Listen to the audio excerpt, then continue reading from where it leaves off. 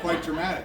And then without further ado, now we're going to shift into some stuff that most people would think about and know about. This is stand-up. So stand-up, we have our only stand-up for the night. So I need it to be loud because he's the only stand-up that shows up. And we like him and we want him to keep coming. So here comes Chris. Yay!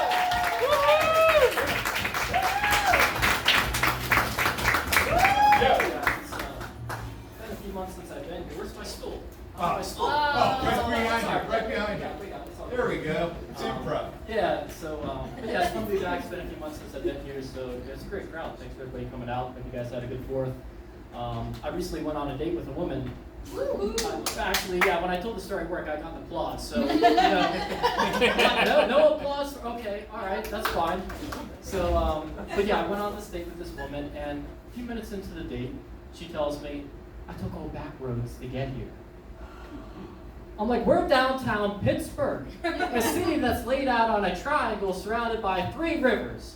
Let's ignore the obvious question of how you did this. Let's jump into the glaring issue of why. She goes, well, I have a fear of interstate highway travel. Yeah, only takes main roads, okay? No back, or, yeah, I'm sorry, how did that go? Oh, man. All right, she only takes back roads, right? No main roads. Even has an app for it, right? So I'm like, okay, if this date progresses and we continue on and I get the next date and the next date, this could lead to marriage. That means every trip I take with this woman is going to be on a back road. I'm going to have a heightened risk of running across a Bigfoot or hearing dueling banjos. Neither one I am on board with, okay? So I looked at her and I said, look, babe, I don't know how you got here, but evidently you have a path home. I suggest you follow it because this date is over. No, okay? Because you know what? Every date you go on in your 30s is going to have red flags, right? It is. I mean, here's the thing. You should have a referee on the date. Okay, just watching over the table and be like, oh, red flag. You admitted to having Batman on your pajamas. That'll be a 20-yard penalty. No second date. Right? And I mean, that's the thing. You know, I think every date should start off with like a 10, 15-second rundown. You know, you say, hi, my name's Chris. Why don't you tell me what's wrong with you, and I'll tell you whether or not I can deal with that. Okay, you want to know what we have in common? We're both 35. We're both single. We've got baggage, baby. That's what we've got. And I'm not talking like the baggage that goes in the overhead bin that might shift during flight. I'm talking about Big Bertha that goes down underneath the plane. Okay, that's the baggage we've got. The shit that you gotta weigh before you get on your flight. All right? Nope, I'm sorry. Your bag is 60 pounds. Our limit is 50. You will have to get another bag for all your stuff. Right, so the only chance we really have of meeting anybody is in baggage claims, right? Because let's face the fact, right? Plane lands, all the carry-on people, they grab their one personal item, they jaunt right through the airport, head to ground transport, get their Uber, and they're out of town. The rest of us, we have to descend into the basement of the airport, right? We're going down, down, down. It's limited lighting, and what there is, it's just like flickering, you know? And we just watch that conveyor belt of desperation go round and round, waiting for our baggage to come down, which ironically we're hoping they didn't lose, right? We try to make friends with the people that are there. How many bags are you waiting for? 2? That's a lot. I got 3 kids. Okay, yeah, not talking to you anymore. Hey, it's true, right? I mean, we got to judge people off the baggage that they have, but we're very possessive of our baggage, though. Think about it. You know, as the bags come down, if somebody grabs their bag, we're like, hey, whoa, that's mine. Don't you see the Batman tag on there? Get your hands off, Joker. That's mine. All right, you got me. I'm a Batman fan. I'm a nerd. I like history. Those are just some of the things in my check bag. And we can talk more about that later. But I'm a big history fan. I like the Greeks. I'm a big fan of the ancient Greeks. You know, philosophy, democracy.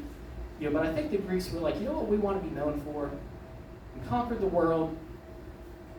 Yogurt. That's our thing. We want to be known for yogurt. Yeah. I'm sure like some Greeks were like Aristotle and Plato. They're like, why don't we try for like a whole meal? You know? They're like, no, yogurt. That's our thing. Imagine go back in time to like the Battle of Sparta where you had those 300 guys holding off the entire Persian army. You go up to this Greek warrior, just a masculine man, and say, they named a yogurt after you. It's not fat, which clearly you are. I bet you they named the peach flavor after you. I mean, that's their legacy, Greek yogurt. But the Greeks were badasses, though. When you think about it, I bet you if there was 100 Greeks versus one silverback gorilla, the Greeks are winning. So some of you know that, right? So I was kind of worried because that joke was like 3 months ago. I was like, boy, I'm going to have to teach everybody what this thing is, right? But it was online where people were debating whether or not 100 guys could defeat a silverback gorilla. And like people got into it, like professors were weighing in, professionals, at work everybody was talking about it. I'm on the sideline like, this is why AI is going to win. Because we're no longer asking questions like to be or not to be.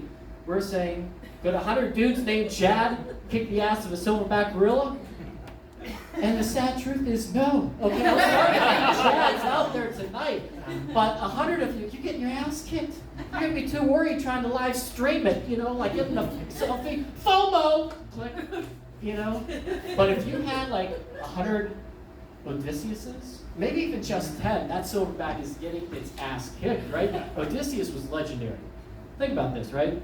He fought the war for 10 years, then he got lost for 10 years getting home, and his wife Penelope still waited for him. That woman waited 20 years for this man to come back. I don't know what he was packing, but he was the GOAT, okay? Because I don't care how much spoils of war you're bringing home, make a woman wait 20 years, yeah, he's something special. All right, could you imagine that conversation though? Like he literally walks through the front door, yo, Penelope, babe, I'm home. Where have you been?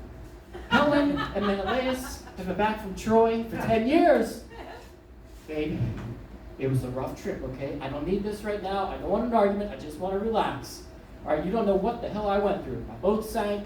I was held hostage by the Cyclops. What's a Cyclops? He's a big monster. He's got one eye. He's kind of a freak. A little bit bigger than a silverback. So you're telling me it took you 10 years to defeat a one-eyed monster? Babe, it was a big eye, okay? It was like Lord of the Rings kind of shit staring me down. All right, he started eating my guys. It wasn't exactly hospitable. You had 10 years to come up with a story, and that's the story you're going with? Babe, it's the truth. What would you rather have me say, huh? I'm afraid of the open water, and I took all back roads to get home?